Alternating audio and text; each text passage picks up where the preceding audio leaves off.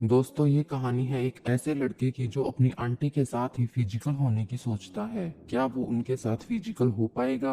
अगर हो भी जाता है तो किस तरह से वो आंटी को हैंडल करेगा? आज की मूवी इसी कॉन्सेप्ट पर बेस्ड है। अगर वीडियो पसंद आए तो प्लीज एक लाइक कर देना। तो कहानी की शुरुआत में हम चोंगसी नाम के लड़के को देखते हैं जो स्कूल में पढ़ता है। चोंगसी की मदर उसे अपनी एक फ्रेंड के पास रहने के लिए छोड़ने जाती है। दरअसल हाल ही में इनके साथ इनकी प्रॉपर्टी को लेकर काफी बड़ा स्कैम हुआ है, जिस वजह से इन्हें अपने घर से भी हाथ धोना पड़ता है। चोंगसी स्कूल में पढ़ता है, उसकी पढ़ाई में कोई प्रॉब्लम न खड़ी हो, इसीलिए मदर उसे अपनी फ्रेंड हियोंग के घर छोड़ने जाती है। चोंगसी ऐसे रहना तो नहीं चाहता, लेकिन हालातों के आगे उसे घुटने टेकने ही पड़ते हैं। वहीं जब वो हियोंग को देखता है तो उसकी खूबसूरती और फिटनेस को देखकर उससे अट्रैक्ट होने लगता है। चोंगसी की मदर के जाने के बाद हियोंग उसे रूम दिखा देती है, उसे कहाँ रहना है। और फिर अगले दिन हम चोंगसी को स्कूल में देख सकते हैं, जहाँ वो अपसेट होकर अपने बेस्ट फ्रेंड मुसीन को बताता है कैसे उसे अपनी आंटी के घर रहना पड़ रहा है। मुसीन पूछता है उसकी आंटी क्या चुड़ैल जैसी दिखती है? तो चोंगसी बोलता है ऐसा कुछ नहीं है, बल्कि वो तो काफी हॉट और ब्यूटीफुल है। उसके हस्बैंड भी अपनी मदर के साथ दूसरे शहर में रहते हैं, वो कभी कभी आ पाते हैं, फिलहाल वो यहाँ अकेले ही रहती है। ये सुनकर मुसीन उसे आंटी हियोंग पर चांस मारने को बोलता है, क्योंकि वो खुद भी एक प्लेबॉय टाइप का लड़का था। लेकिन यहाँ पर चोंगसी उसे बीमार बोलकर वहाँ से चला जाता है। इसके बाद वो घर जाता है तो हियोंग योगा करते हुए मिलती है। चोंगसी उसकी खूबसूरती निहार कर अपने रूम में चला जाता है, लेकिन थोड़ी देर बाद जब वो वापस नीचे आता है तो हियोंग नहा रही थी। चोंगसी बाथरूम के बाहर खड़ा होकर हियोंग के नहाने की आवाज सुनकर उसे फील करने लगता है। वहीं रात में वो हियोंग को हेलुसिनेट करने लगता है, मानो वो उसके साथ फिजिकल हो रही हो। अगले दिन चोंगसी मुसीन के साथ होता है तो वो लड़कियां ताड़ रहे थे। इसी बीच इनके सामने से सुमीन नाम की लड़की अपनी फ्रेंड्स के साथ गुजरती है, तो चोंगसी उसे देखता ही रह जाता है, क्योंकि वो उसे काफी अच्छी लगी थी। मुसीन बोलता है उसने काफी सारी लड़कियों के साथ मजे किए हैं, पर उनमें ऐसा मजा नहीं आया जो सुमीन के साथ आ सकता है। यानी वो भी सुमीन को लाइक करता था, पर उसका टाका फिट नहीं हो पा रहा था। अब ये लोग कैंटीन जाते हैं तो मुसीन पूछता है क्या वो हियोंग की तरफ बढ़ पाया? तो चोंगसी ना में जवाब देता है तो मुसीन उसे हियोंग को जल्दी ही लपेट लेने को बोलता है। ये सब सुनकर चोंगसी कुछ नहीं बोलता, लेकिन वो शाम को घर आता है तो उसकी नजरें हियोंग के रूम की तरफ पड़ती हैं, जिसका दरवाजा खुला हुआ था और कुछ अजीब सी आवाजें भी आ रही थी।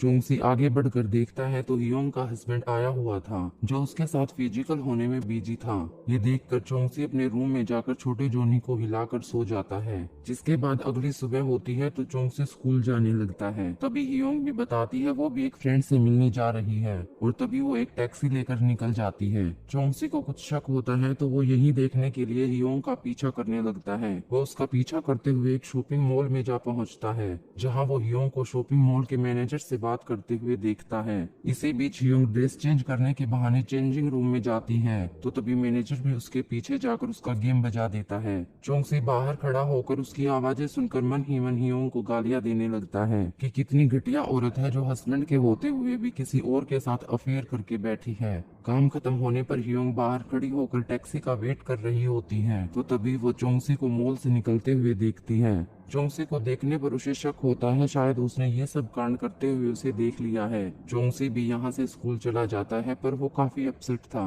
फिर शाम को वो घर आकर वॉशरूम में ब्रश करने जाता है तो हियोंग की अंडरवियर को वही टंगे हुए देखता है। ये देखने पर उसके मन में फिर से लड्डू फूटने लगते हैं, तो वो उसे उठाकर सूंघने लगता ही है कि तभी हियोंग आकर अपनी अंडरवियर ढूंढने लगती है। चोंगसी जल्दबाजी में उसकी अंडरवियर को छिपाने की कोशिश करता है, लेकिन हियोंग उसे देख ही लेती है। इसी के साथ हियोंग उसके खड़े हुए छोटे जोनी को भी देखती है, जिसे चोंगसी हाथ से ढकने की कोशिश कर रहा था। हियोंग को इस सब पर हंसी आती है और वहां से चली जाती है। इसके बाद हियोंग चोंगसी के साथ शॉपिंग करती है और टाइम स्पेंड करना शुरू कर देती है। एक दिन चोंगसी के कान में कुछ पेन होता है, तो हियोंग बोलती है उसके कान में काफी सारा वैक्स जमा होगा, जिस वजह से उसे पेन हो रहा है। और तभी वो उसके सिर को अपने पैरों के ऊपर रखकर उसके कान को साफ करने लगती है। पर यहाँ पर चोंगसी को काफी सारी फीलिंग्स आने लगती हैं, तो उसका छोटा जोनी कंट्रोल से बाहर जाने लगता है। इस चीज से बचने के लिए वो पिलो को साथ लेकर वहां से निकल जाता है। और फिर अगले दिन स्कूल के बाद चोंग, मुसीन एंड दो और लड़के कुछ लड़कियों के साथ नाइट पार्टी में जाने वाले थे। इन लड़कियों में वही सुमीन नाम की लड़की भी थी जिसे मुसीन लाइक करता था, पर अब चोंग से भी उसे लाइक करने लगा था।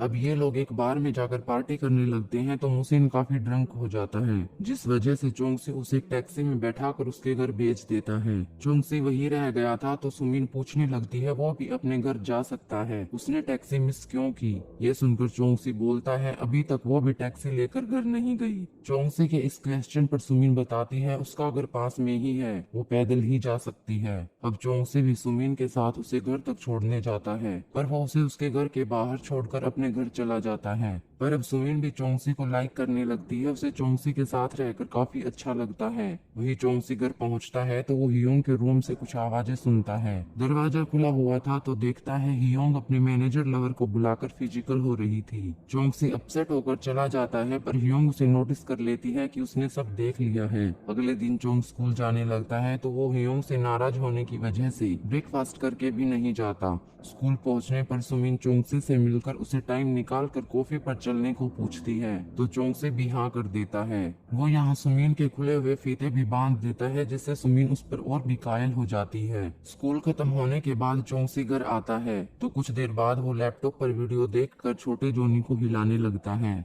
इसी बीच हियोंग भी उसके लिए खाना लेकर रूम में आ जाती है और उसे यह सब करते हुए देख लेती है। चोंगसी का जब इस पर ध्यान पड़ता है तो जल्दी से खुद को संभाल कर बोलता है अंदर आने से पहले उसे नॉक करना चाहिए था। हियोंग बताती है उसने नॉक किया था, लेकिन हेडफोन लगाने की वजह से उसे सुनाई नहीं दिया। अब इस घटना के बाद अगले दिन जब चोंगसी स्कूल से वापस आता है तो कुछ देर बाद ही हियोंग भी उसके रूम में आकर उसके साथ फिजिकल होने लगती है। ये होने के बाद पहली बार चोंगसी खुश नजर आ रहा था, मानो उसे संसार की सारी खुशियां मिल गई हों। अगले दिन स्कूल के बाद वो हियोंग के साथ होता है तो बोलता है वो उससे प्यार करता है, उसके साथ रहना उसे काफी अच्छा लगता है। पर यहाँ पर हियोंग इन सब बातों से खुश होने की बजाय काफी अपसेट और चिंतित नजर आती है, मानो उसने चोंगसी के साथ फिजिकल होकर कोई गलती कर दी हो। चोंगसी काफी खुश था, इसीलिए अगले दिन वो हियोंग के लिए शॉपिंग करके एक ड्रेस खरीद कर लाता है, लेकिन घर आने पर उसके दिल के अरमान आंसुओं में बह जाते हैं। वो देखता है हियोंग फिर से अपने लवर को बुलाकर उसके साथ फिजिकल हो रही है।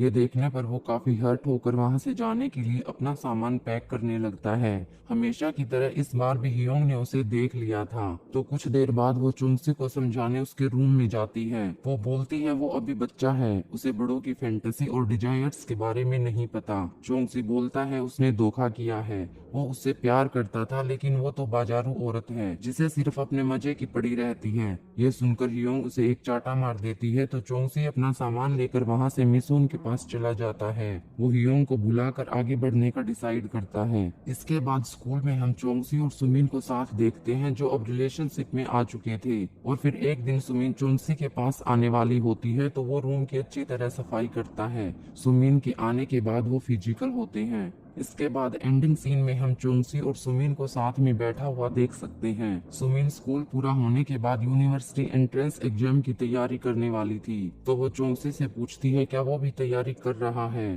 तो चोंगसी बोलता है अभी तो नहीं, लेकिन वो तैयारी करके यूनिवर्सिटी में एडमिशन लेकर उसके साथ ही रहने वाला है। ये सुनकर सुमिन भी काफी खुश होती है। वैसे चोंगसी को अब अपनी परफेक्ट रिलेशनशिप मिल चुकी थी जिसके साथ वो आगे बढ़ने का भी डिसाइड कर चुका था। वहीं हियोंग की बात की जाए तो वो चोंगसी के साथ इसीलिए फिजिकल हुई थी ताकि वो अपने लवर के साथ अफेयर को छिपा सके, क्योंकि चोंगसी ने उसे वो सब करते हुए देख लिया था। उसका मुंह बंद कराने के लिए हियोंग ने जानबूझकर चोंगसी के साथ ये सब किया था।